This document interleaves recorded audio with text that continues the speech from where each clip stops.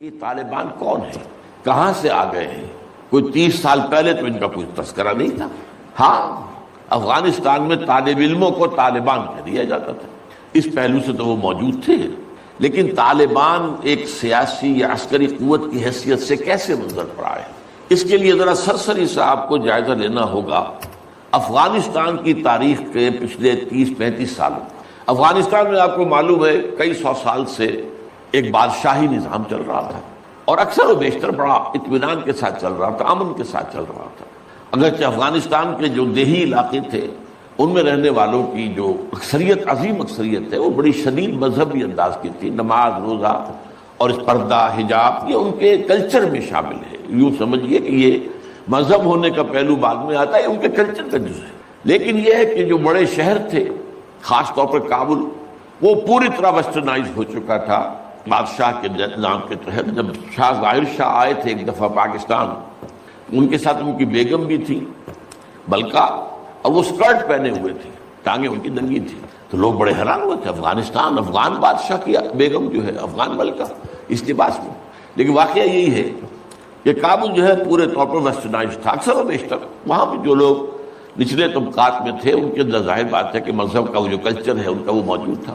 اس کیفیت میں ایک سڈن چینج آئی جب سردار داؤد خان نے تختہ الٹا ظاہر شاہ کا، اور ان کی لیننگز جو ہیں، رجحان جو ہیں، وہ روس کی طرف زیادہ تھے، لیکن یہ کہ وہ کوئی خالص نظریاتی کمیونسٹ نہیں تھے۔ اس کے بعد آپ کو یاد ہوگا یکے بعد دیگرے کئی قتل ہوئے۔ سردار داؤد کو کسی نے قتل کیا، پھر اس کو کسی اور نے قتل کیا، پھر کسی اور نے قتل کیا، اور اس کے بعد آخر میں کیا ہوا کہ روسی فوجیں اور کرمل جو تھا اس کے ساتھ روسی فوجیں آ گئی۔ تو یہ جو ایک تبدیلی ہوئی ہے، اس کے خلاف جو ہے اسلامی قوتوں کی طرف سے ریزنٹمنٹ آئی، اس لیے کہ اگرچہ ان تبدیلیوں کے دوران کمیونزم جو ہے وہ کم سے کم جو شہری علاقے تھے افغانستان کے، اس میں مضبوط قدم جما چکا تھا۔ پارٹیاں دو تھیں، پرچم اور خلق، لیکن ان دونوں کے درمیان فرق وہی تھا جو رشین ریولیوشن میں مونشوکس اور بولشوکس کا تھا۔ پارٹیاں دو لیکن نظریہ ایک، کمیونزم ایک، قیادتیں دو جدا، دو پارٹیاں۔ اسی طریقے سے ان کی پارٹیاں دو تھیں، آپس میں ان کا جو ہے پاور سٹرگل بھی جاری تھی، لیکن کمیونزم کے اوپر وہ بالکل جو ہے پورے متفق تھے۔ اب یہاں پاکستان میں اس کا جو رد عمل ہوا اس کو سمجھیے، جو بہت صحیح ہوا۔ ابھی جب کہ وہ ریزسٹنس شروع ہوئی تھی اور روسی فوجیں نہیں آئی تھیں، ابھی گویا کہ ایک لوکل فینومینا تھا، گویا کہ سب کچھ جو ہے وہ افغانستان کے اندر، جس کو میلٹنگ پاٹ کہتے ہیں، اسی کے اندر تھا۔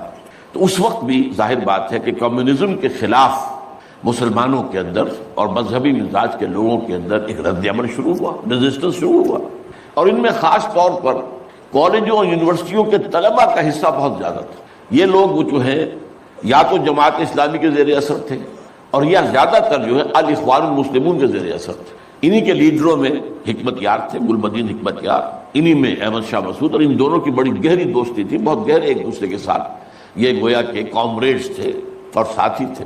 پھر استاد ربانی، عبد الرسول سیاف، اس قسم کے لوگ، ان لوگوں نے جو ریزسٹنس موومنٹ شروع کی، تو یہاں بھٹو صاحب نے اس وقت بالکل صحیح قدم اٹھایا۔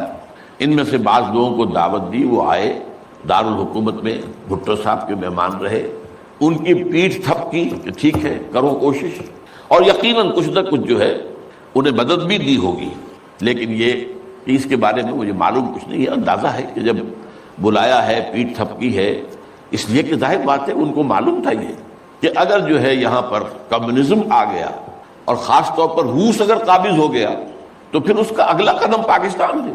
گویا کہ وہ جو صدیوں پرانا خواب ہے روسیوں کا، وہ زار کے زمانے کا خواب ہے کہ سائبیرین ریچ جو ہے وہ بہت ہی چاہتا تھا کہ کسی طریقے سے یہ افغانستان اور پاکستان کو رونگتے ہوئے، اور وہ جو ہے بحیرہ عرب، عریبین سی اور بحر ہند، انڈین اوشن کے گرم پانیوں تک پہنچ جائے۔ لہذا افغانستان میں قدم جم گئے تو ظاہر بات ہے کہ اس کے بعد اگلا ہدف جو ہے وہ پاکستان ہوگا۔ تو یہ صورتحال تھی کہ جس میں بھٹو صاحب نے جو قدم اٹھایا وہ بالکل صحیح تھا۔ بعد میں جب روسی فوجیں آ گئیں، اب ایک ریزسٹنس شروع ہوئی زبردست۔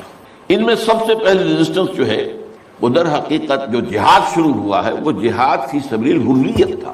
اس کی بنیاد مذہبی نہیں تھی بلکہ آزادی، اس لیے کہ افغان قوم جو ہے وہ غلام رہنے کی عادی نہیں ہے، اس کے لیے ذہناً تیار نہیں، جذباتی طور پر تیار نہیں، یہ پوری تاریخ کی حقیقت ہے یہ۔ چنانچہ اسی زمانے میں جب روس کے خلاف جنگ جاری تھی اور جہاد ہو رہا تھا افغانستان میں، تو مارگریٹ تھیچر ایک دفعہ آئی تھی پاکستان کے دورے پر، اور وہ طورخم پر جا کر انہوں نے خطاب کیا تھا کچھ لوگوں سے، جس میں بڑے تاریخی جملے مجھے آج تک یاد ہیں۔ We learned our lesson and the Russians will also soon learn their lesson۔ Afghanistan کے بارے میں ہم نے سبق سیکھ لیا تھا، ہم نے بار بار فوج کشی کی اور فتح کیا، لیکن اپنا قبضہ برقرار نہیں رکھ سکے۔ اسی طریقے سے بالفرض اگر روس نے قبضہ کر بھی لیا تو وہ یہاں رہ نہیں سکے گا۔ یہ سبق جو ہے ہم نے تو سیکھ لیا ہے، روسی بھی سیکھ لیں گے۔ بہرحال اس وقت جو صورتحال پیدا ہوئی اس میں ایک فیکٹر جو نیا آیا اس کو ذہن میں رکھیے۔ اس وقت پورے عالم اسلام میں احیاء اسلام اور نفاذ شریعت کا ایک جذبہ پروان چڑھ رہا تھا۔ یہ جذبہ شروع ہوا ہے کب؟ جب کہ کولونیل رول کا بستر طے ہونا شروع ہوا۔ یہ یورپین جو پاورز تھی انہوں نے اپنا بستر رول کرنا شروع کیا، تو جیسے جیسے مسلمان ممالک آزاد ہوئے ان کو یاد آیا، جیسے آدمی کو نیند سے اٹھے تو یاد آیا کہ میں نے کوئی خواب دیکھا تھا، یاد آیا کہ ہمارا بھی تو ایک نظام ہوتا تھا نا، یا انگریزوں کے آنے سے پہلے، یا ولندیزیوں کے آنے سے پہلے، یا فرانسیسیوں کے آنے سے پہلے، یا اطالویوں کے آنے سے پہلے، یا اسپینیئرز کے آنے سے پہلے، یہ آخر ہمارا ایک نظام تھا، تو اب ہم اس نظام کو دوبارہ قائم کریں۔ یہ ایک جذبہ تھا، اگرچہ مبہم تھا، واضح نہیں تھا، اور یہ کہ آج کے دور میں اسلامی نظام کیا ہوگا، کیسے ہوگا، اس کے کوئی واضح تصورات نہیں تھے، لیکن جذبہ موجود تھا۔ اسی کو علامہ اقبال نے جو ہے ابلیس کی زبان سے کہلوایا ہے، وہ ابلیس کی مجلس شورا میں، کہ ہے اگر کوئی خطر مجھ کو تو اس امت سے ہے، نہ مجھے جمہوریت سے کوئی اندیشہ ہے۔ ہم نے خود شاہی کو پہنایا جمہوری لباس، یہ تو ہم نے خود ہی اس کو ایک لباس اڑا دیا ہے شاہی کو، اور اسے جمہوریت کا رنگ دے دیا ہے۔ وہ انڈیویجول ساورنٹی کی بجائے پاپولر ساورنٹی، کلیکٹیو ساورنٹی، وہ شرک جو کا تو ہے، کفر جو کا تو ہے، اور نہ مجھے اشتراکیت سے کوئی اندیشہ ہے۔ کب ڈرا سکتے ہیں مجھ کو اشتراکی کوچہ گرد؟ ہاں ہے اگر کوئی خطر مجھ کو تو اس امت سے ہے جس کی خاکستر میں ہے اب تک شرار آرزو۔ یہ جو جذبہ تھا اور یہ جو تڑپ تھی، یہ اگرچہ پورے عالم اسلام میں تھی، لیکن کہیں بھی اس کی کوئی کامیابی کی صورت نظر نہیں آ رہی تھی۔ جذبہ موجود۔ اس وقت ایسا ہوا کہ جہاد افغانستان کو ایک تو اس جذبے نے سپورٹ کیا، اور یہ جذبہ کھنچ کر آیا کہ شاید ہاں افغانستان کے اندر اب یہ کام عملاً ہو جائے گا۔ اس لیے پوری دنیا سے لوگ آئے، والنٹیئرز آئے، انہوں نے جانیں دی، انہوں نے وہاں پر محنتیں کی۔ اپنے کوئی انڈونیشیا سے چلا آ رہا ہے، کوئی برما سے چلا آ رہا ہے، کوئی فلسطین سے چلا آ رہا ہے، کوئی فلپائن سے چلا آ رہا ہے، کوئی تھائی لینڈ سے چلا آ رہا ہے، کوئی سعودی عرب سے چلا آ رہا ہے، کوئی مصر سے چلا آ رہا ہے، کوئی لیبیا سے چلا آ رہا ہے، کوئی چیچنیا سے چلا آ رہا ہے۔ یہ سارے لوگ آئے وہاں، اس لیے کہ جذبہ یہ کہا گیا کہ یہ جہاد فی سبیل اللہ ہے۔ میں واضح کر چکا ہوں کہ میرے نزدیک وہ جہاد فی سبیل اللہ نہیں تھا۔ جہاد فی سبیل اللہ کی جو شرائط ہیں وہ یہ ہے کہ پہلے دعوت اور اس میں اتمام حجت، پھر جو دعوت کو قبول کرے انہیں منظم کرنا، ڈسپلن آرگنائزیشن میں لانا، ایک امیر کے تابع ہونا اس سے بیعت کر کے، اور پھر یہ کہ ان کی تربیت، ان کا تزکیہ یہ ہو کہ دل میں سوائے اللہ کی رضا کے کوئی اور جذبہ باقی نہ رہ جائے۔ یہ مال و دولت دنیا یہ نہیں، کچھ نہیں، نہ حکومت نہ سیادت، صرف اللہ کا، اللہ کی رضا، اور یہ کہ جذبہ اتنا ابھر آئے کہ تن من دھن حتیٰ کہ جان دینے کے لیے تیار ہو جائے۔ یہ ساری شرائط ہیں جہاد فی سبیل اللہ کی۔ ظاہر بات ہے کہ وہاں پر تو جو ایک دم حملہ ہو گیا اور روسی فوجی آ گئے تو نہ ان کاموں کا موقع تھا نہ اس کے لیے وقت تھا، وہ لوگ کھڑے ہو گئے۔ یہ جہاد فی سبیل الحریت تھا، آزادی کا جہاد، اور مسلمان جب آزادی کا جہاد کرتا ہے تو وہ بھی جہاد فی سبیل اللہ ہی کی ایک قسم ہے، جائز جہاد ہے، اس میں جان دینا بھی شہادت ہے۔ اگرچہ وہ جو ایک مثبت جہاد فی سبیل اللہ وہ تو ہمیں سیرت صحابہ اور سیرت النبی صلی اللہ علیہ وسلم میں اس کا پورا نقشہ ملتا ہے۔ بہرحال ایک تو یہ کہ وہ کشش ان کو کھینچ کر لائی، دوسری طرف امریکہ نے وہ یہ چاہتا تھا کہ اسے نظر آ گیا کہ روس سے ایک تو جو بڑا پرانا اکاؤنٹ ہے، یعنی یہ کہ جو ویتنام میں روسیوں کے ہاتھوں شکست کھائی تھی امریکہ نے اور بھاگا تھا وہاں سے، تو گویا کہ اس کا بدلہ لینے کا یہ سنہرا وقت آ گیا ہے، اس سے بھرپور فائدہ اٹھایا جائے، اور یہ کہ اگر ہو سکے تو شاید اس حد تک بھی ان کے خیال میں ہو کہ یو ایس ایس آر کو ختم کر دیا جائے۔ میرے خیال میں ایسا نہیں تھا، وہ یہ نہیں سمجھتے تھے کہ یو ایس ایس آر ختم ہو جائے گا، لیکن یہ کہ بہت کمزور ہو جائے گا، اور یہ کہ اس کی بلیڈنگ ہو جائے گی۔ اس کے لیے اس نے اس جہاد کا غلغلہ دوسروں سے بڑھ کر، مسلمانوں سے بڑھ کر جو ہے دنیا میں بلند کیا، اور ان جہادی لیڈروں کا کردار بنایا پوری دنیا میں، ان کی شخصیت کی امیجز بنائی ہیں۔ احمد شاہ مسعود کو دی لائن آف پنشیر، پوری دنیا کے اندر اس کے بارے میں جو ہے وہ دھاک بٹھائی گئی، تاکہ یہ لوگ زیادہ سے زیادہ لوگ آ جائیں، والنٹیئر مل جائیں۔ ہمارا آدمی تو کوئی نہیں مرے گا، ہم تو پیسے دیں گے اور ہتھیار دیں گے، مریں گے یہ مسلمان مریں گے، چاہے وہ افغان ہیں چاہے باہر سے آنے والے ہیں۔ تو وہ جو غلغلہ جہاد کا تھا، اور اس میں گویا کہ ایک طرح سے امریکہ کے اس ایجنڈے کو نہ جانتے ہوئے، نہ سمجھتے ہوئے، گویا کہ لا علمی میں جو تقویت پہنچائی وہ ایسے لیڈروں نے، جن میں بن لادن بھی ہیں، وہ جہاد کے لیے لوگوں کو کھینچ کھینچ کر عالم ممالک سے لے کر آئے۔ ان میں عبداللہ ابن عزام بھی تھے، شہید رحمۃ اللہ علیہ۔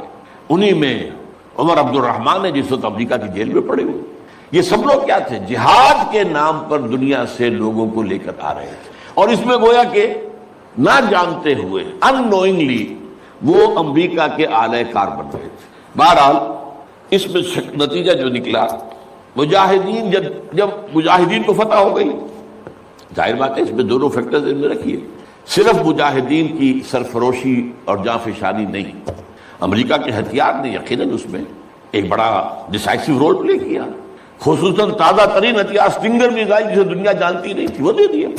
اور اصل میں جو روسی فوج جو ہے دل برداشتہ ہو کر بھاگی ہے، اس میں سٹنگر میزائل کا بہت بڑا دخل تھا، کیونکہ ان کا سب سے بڑا ہتھیار تھا جو وہ گن شپ ہیلی کاپٹرز لے کر آتے تھے، اور وہ ظاہر بات ہے جہاں پہاڑوں کے اوپر بھی مورچے لگائے ہوئے تھے، وہاں ظاہر بات ہے ٹینک تو نہیں پہنچ سکتے تھے، کوئی اور بمباری وہاں کرنا مشکل تھی، تو یہ گن شپ بڑے جہازوں سے بہت نیچے آ کر بمباری بھی ممکن نہیں تھی، تو گن شپ ہیلی کاپٹر سے جو بمباری وہ کرتے تھے، فائرنگ کرتے تھے، وہ ان کا سب سے بڑا ہتھیار تھا، اور اس کو بالکل ختم کر کے رکھ دیا سٹنگر میزائل نے۔ کہ میزائل آپ نے داغا ہے تو وہ یہ نہیں ہے کہ ہدف سے اگر نہ لگے ہدف پر تو ادھر ادھر ہو جائے گا، نہیں، جدھر وہ ہدف جائے گا اس کا پیچھا کرے گا، اس کے پیچھے پیچھے جائے گا، جدھر وہ مڑے گا ادھر وہ مڑ جائے گا۔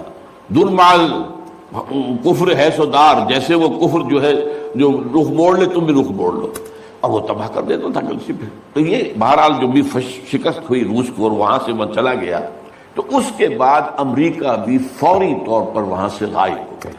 اس نے مجاہدین کے اندر گروپ بندی، باہمی کشاکش، یہاں تک کہ باہمی دشمنی کے بھی بیج بو دیے تھے، اور اس میں آئی ایس آئی بھی رول اس نے پلے کیا ہے۔ آئی ایس آئی یہ چاہتی تھی کہ یہاں کوئی ایک مضبوط ایسی حکومت نہ بن جائے کہ جس کو جو ہمارے پھر کنٹرول میں نہ رہے، لہذا آئی ایس آئی والوں کا جو بھی رول ہوگا نہیں صرف پاکستان کے لیے، لیکن یہ مجھ سے ایک مجاہدین لیڈرز میں سے ایک صاحب نے خود کہا کہ ہمیں لڑوایا آئی ایس آئی نے۔ میں نہیں کہہ سکتا کتنی اس میں درستی ہے اور کتنی غلطی ہے، لیکن امریکہ نے یہ کیا کہ لڑا کر ان کو بجائے اس کے کہ کوئی حکومت وہاں قائم کرواتا اور آرام کے ساتھ وہاں سے رخصت ہوتا، اس حکومت کو مستحکم کر کے، جیسے کہ وہ اپنا سر توڑ زور لگا رہا ہے عراق کے اندر کہ یہاں کوئی حکومت جو ہے وہ قائم ہو جائے، مستحکم ہو جائے، پھر یہاں سے ہم رفتہ رفتہ نکلے، وہ فوراً بھاگے، آپس میں وہ جو ہے دشمنی کے بیج بو کر۔ نتیجہ کیا نکلا؟ وہ جہاد فی سبیل اللہ، فساد فی سبیل اللہ بدل گیا۔ وہ تباہی آئی ہے افغانستان پر جو پہلے نہیں آئی تھی، روسیوں کے ہاتھوں نہیں آئی تھی، خاص طور پر کابل میں۔ اصل تباہی و بربادی جو خانہ جنگی سے آئی ہے، اور اس کا ایک اور نتیجہ یہ نکلا کہ مختلف علاقوں میں وارڈ لارڈز نے اپنی چھوٹی چھوٹی حکومتیں، ریاستیں قائم کر لی۔ وارڈ لارڈز، ہتھیار ان کے پاس ہیں، اور وہ ہتھیار جو ہیں اس جنگ کے اندر امریکہ کے دیے ہوئے ان کے پاس بہت کافی جو ہے ابھی موجود تھے، ان کا اسلحہ خانہ تھا۔